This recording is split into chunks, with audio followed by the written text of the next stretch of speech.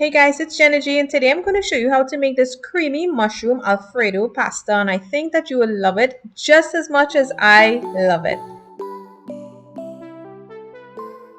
So let's talk about these mushrooms that I'm using. I prefer to use the fresh mushrooms. Now you can use the canned ones, but I'll be honest, the flavors are totally different. So I strongly suggest that you get your hands on these fresh baby bella mushrooms or whatever fresh mushrooms that are available at the supermarket. Many veggie stores actually have them as well. They're quite readily available, so I recommend that you guys get these fresh mushrooms.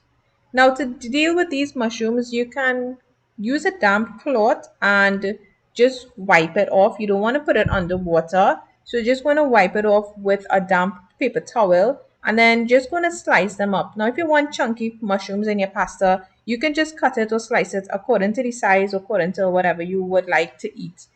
I'm using feta pasta, but if you want to use linguine, you can use linguine as well. It's usually either feta or linguine for me. I don't really like using any other pastas when it comes to creamy pastas. I don't know, just me. But you guys can use whatever pasta that you want or whatever you have on hand.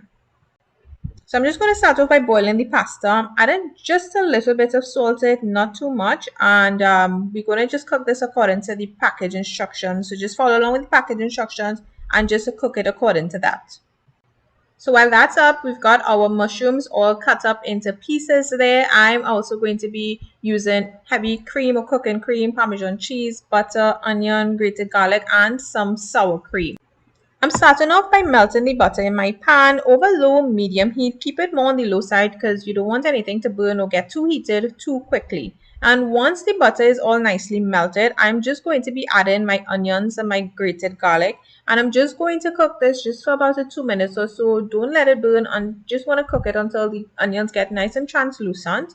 And then in goes our mushroom pieces to this. You're going to cook your mushrooms for about 2 to 3 minutes or so, depending on the size of the mushrooms. You're just going to leave it and let it cook until they're nice and soft. It will not take too long at all.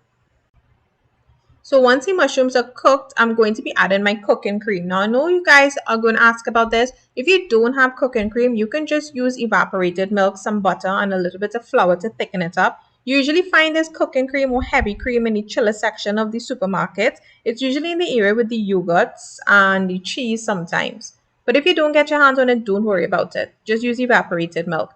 I'm going to be using Parmesan cheese for this. Now you can add as much cheese as you like. You want to be a little more adventurous too. You can even add some mozzarella in there for some extra cheesy creaminess.